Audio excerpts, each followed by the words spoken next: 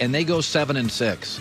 It is one of the great. You have to put Belichick at least in the discussion for Coach of the Year.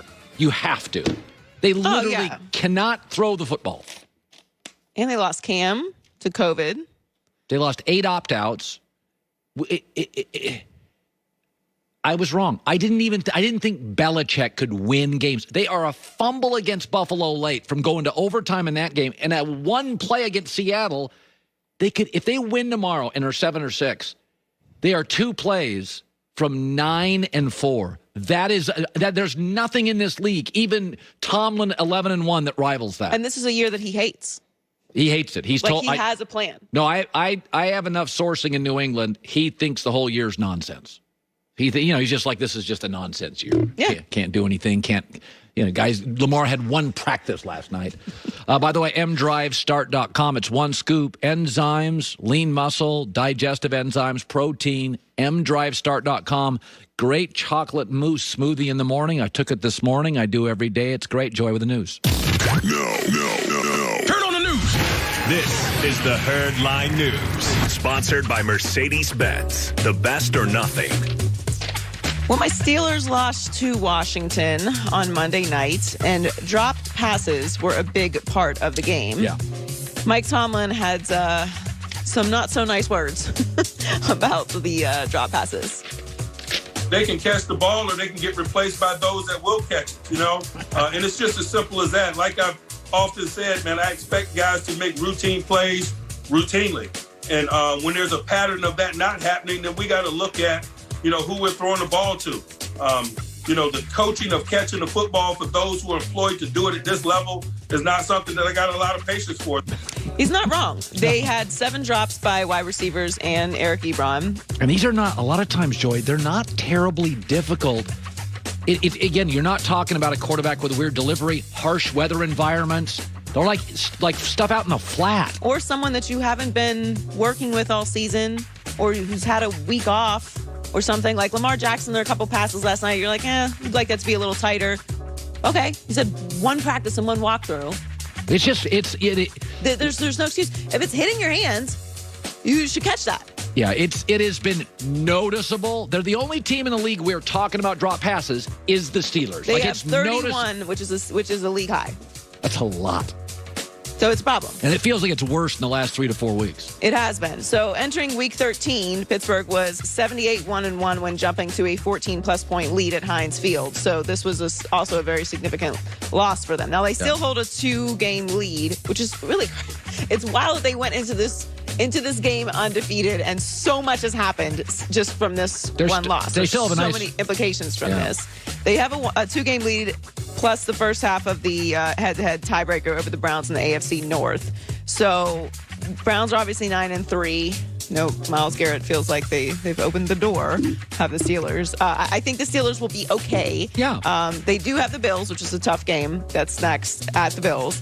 Then the Bengals, Colts, which I believe they'll win, and then we have the Browns in week 17, which will be a very significant game. But they're tied with the Chiefs now at 11-1 in the AFC standings. They do hold the edge since their loss was out of conference. All right. And the Chiefs lost to the Raiders in their conference. Right. So right now, the Steelers do still have the bye, but they need to be very careful moving forward for the rest of the season. They really need to tighten it up. I mean, I've reserved my extreme anxiety about this team. I obviously did not think that they were going to go undefeated, but I would have liked that loss to happen earlier and for it not to happen the way that it is. And obviously now they have significant injuries. So I do have more concern about this team now than I did a few weeks ago. I thought they were more dominant.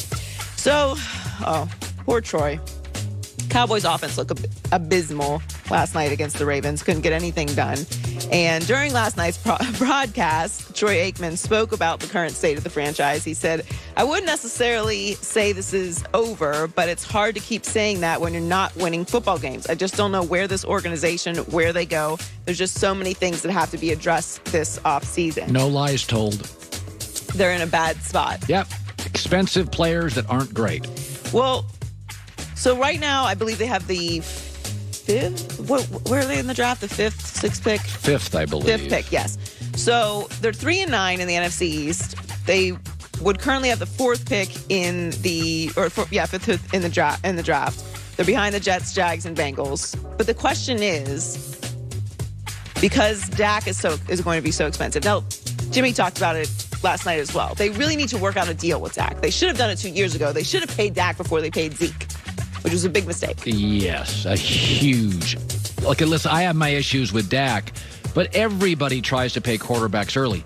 Nobody submits to you that paying running backs 2 years early is a good call. Nobody in the league thinks that's good. Well, that's because if you think back on that situation, all anyone could talk about, this offense runs through Zeke, this offense runs through Zeke. It's all about Zeke. Look at the numbers when Zeke doesn't do well. It's not Dak. Well, Zeke's there now, and I understand their offensive line has had major issues, and they are not the same offensive line, and they're kind of living off of reputation at this point. I told Goulet 2 weeks ago, there are times Tony Pollard is quicker. There are times that Pollard, I think, in certain downs is a better fit for their offense. I don't think that Zeke is washed. No, he's not, but he's not. But they should have paid Dak before they paid Zeke. And they're in the situation they're in now because of that. And now you either franchise tag him again, which will completely mess up the salary cap situation because he's going to be $40 million, or you try and work out a deal, which he may be more interested in because of the injury now. That has maybe changed things for him. He might be a little bit more flexible. But Dallas is in a bad situation. Do you trade back in the draft? You need so much. Yeah. You need an offensive line and a defense. That's a lot. Yeah. Finally, Odell Beckham Jr. hasn't played for the Giants since 2018, but they're clearly still on his mind. He appeared on the All Things Covered podcast on Tuesday and shared his feelings about departing from the Giants. I never thought I would play for another team besides the Giants. I never wanted to win a championship for anybody more than the Giants, bro. It just was such a legendary place. I was very proud to be a part of that organization. I felt betrayed in a sense. Like, this coach had tried to turn me against my brothers and my people, and was telling the young guys to stay away from me because I'm not a good person or not a good team or a role model. Yeah, some of it was, you got to own some of your own stuff. I don't think this was a healthy breakup for Odell, but I do think that once he moves on from the Browns, which, look, I don't think that the Browns was ever a good fit for someone like Odell. I thought he was great about all of it.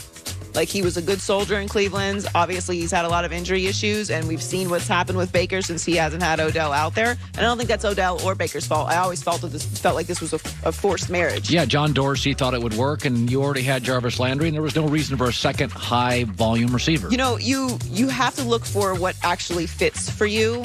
And Odell is not a fit in Cleveland. And that's not Odell's fault. Odell is a superstar. He's an NBA player in the NFL. Get him to a place where he can thrive in that situation. That's not Cleveland. Also, he was with Eli Manning in a blue blood franchise. He went to a rookie quarterback. It just wasn't going to be a... No.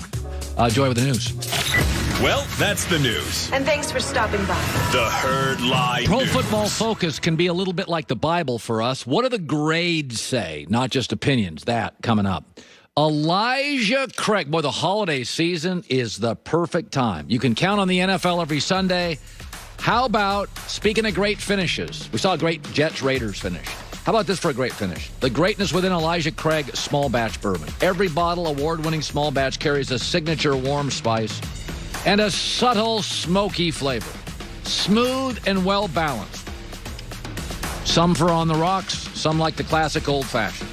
Elijah Craig was named Best Small Batch Bourbon at the San Francisco World Spirits Competition. Hard work, dedication, lead to great things. When you're sitting watching that Patriots-Rams game tomorrow, pour yourself a glass of Elijah Craig. The Herd brought to you by Elijah Craig, Kentucky Straight Bourbon Whiskey, Bardstown, Kentucky, 47% alcohol by volume. Elijah Craig always reminds you to think wisely and drink wisely. Discover the greatness within. Pick up a bottle today or order online.